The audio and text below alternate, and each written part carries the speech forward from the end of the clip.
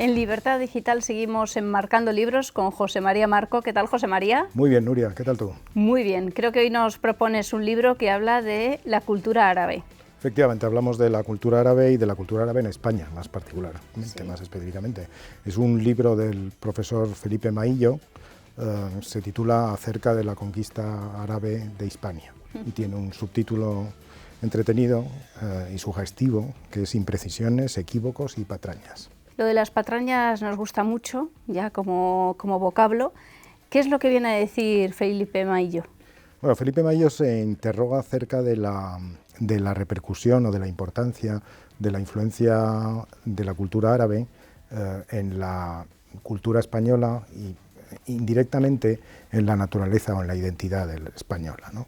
Sobre eso hay muchas, no vamos a llamar patrañas, vamos a dejarlo en otro término más suave, mitos o visiones, especulaciones. Se ha hablado mucho de la cultura española como una historia como una cultura en la cual se combinan armónicamente y luego no armónicamente, pero en un principio sí, las tres culturas, cristiana, musulmana y judía. Maillo no entra en esta última cuestión, pero sí habla de la relación más complicada de lo que muchas veces se ha dicho entre los árabes o musulmanes o los españoles musulmanes y los cristianos. ¿Sí? O sea, no fue tan cordial esa convivencia entre las tres culturas. Vamos, tal como lo describe él habla específicamente de varios asuntos en los cuales directamente no hay relación. Es decir, cada uno iba por su cada lado. Uno iba por su, no, él habla muy particularmente, habla de los nombres, ¿no? En los cuales efectivamente sí que hay relaciones porque hay emigraciones, muchas salidas de mozárabes hacia el norte, hay influencias técnicas, la cultura del norte necesitaba ciertas cosas que había en el sur y las tomaba, como es natural, e incorporaba los nombres, pero luego habla de otras cosas más concretas, por ejemplo, de lo que pasa con el territorio al norte del sistema central. Y siempre se ha dudado, o nunca ha quedado claro muchas historias de las que nos han contado, de las que leemos o las que se enseñan en el colegio acerca de hasta dónde llegaba el Andalus, ¿no? Si el Andalus, el propio nombre significaba toda la península o significaba menos de toda la península. Entonces Maillo demuestra con una claridad imposible de refutarme el hecho de que los musulmanes nunca llegaron más allá del sistema central. Es decir, las incursiones que se hicieron fueron esporádicas, coyunturales, nunca hubo establecimientos grandes, nunca hubo un control político real de la zona norte, es decir, que al Andalus llega hasta ahí. Porque lo que viene a decir es que vinieron pocos. Claro, es que bueno, que vinieron pocos se sabía. Lo que se dudaba era hasta dónde habían llegado y cuáles son la forma de la conquista y los límites territoriales de Al-Ándalus, ¿no? Entonces, efectivamente, pocos tenían que llegar, no podían llegar muchos, ¿no? Cualquier conquista en general, igual que los españoles eran pocos en América, ¿no? Cuando llegaron, también aquí eran pocos, ¿no? Lo que pasa es que se agota ahí. Entonces hay muchas leyendas, muchas patrañas, porque la historiografía sobre la cuestión, sobre todo sobre los primeros años, es muy frágil. No hay textos seguros que nos puedan decir e indicar exactamente qué es lo que pasó. De hecho, es muy enigmático todo lo que pasó en el principio del siglo VIII. La huella del árabe en nuestro idioma es evidente, pero quizá no tanto, según dice el profesor Maillo. Por ejemplo, en la técnica o en la cultura, no supieron o no nuestros antepasados recoger toda esa sabiduría, o no se supo transmitir. No, lo que hacen nuestros antepasados es coger lo que pueden, literalmente. Cogen lo que pueden y utilizan lo que pueden utilizar, que no es demasiado, la verdad. Entonces, y sobre todo porque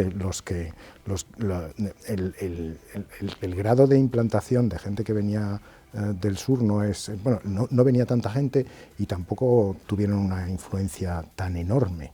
Es decir, el norte de España, y particularmente lo que le interesa mucho también es aclarar que la parte astur-leonesa y la parte gallega, porque los andaluces muchas veces nos llamaban los gallegos, es decir, a partir del sistema central para arriba éramos los gallegos, y los gallegos, es decir, los conjuntos de los españoles que vivían en el cuadrante noroeste de la península eran considerados muy belicosos, muy beligerantes, muy valientes, muy duros, muy buenos en el combate y muy temidos también. Entonces esta gente tenía un contacto relativo con los musulmanes de Al-Ándalus. Había contactos diplomáticos, había contactos de cultura alta, había contactos, pero no tampoco llegaba mucho más allá. Sí. Es verdad que el prólogo es polémico. Sí, el prólogo es muy polémico. Sí, el prólogo es muy polémico porque el profesor Maillo vuelve a la cuestión o plantea la cuestión en términos actuales. Dice que no quiere, o no sé si quiere o no quiere, pero el caso es que lo plantea, ¿no?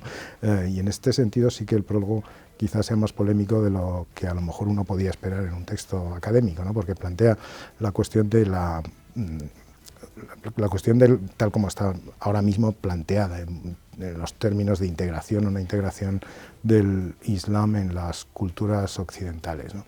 Pero yo creo que con independencia... Sobre la construcción de mezquitas, claro, sí, el cristianismo frente a...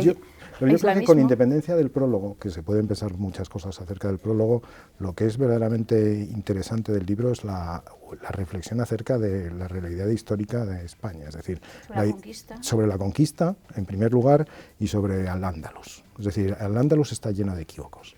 ¿Qué es Al-Ándalus? Durante un tiempo era solo Andalucía, después fue toda la península, ¿no?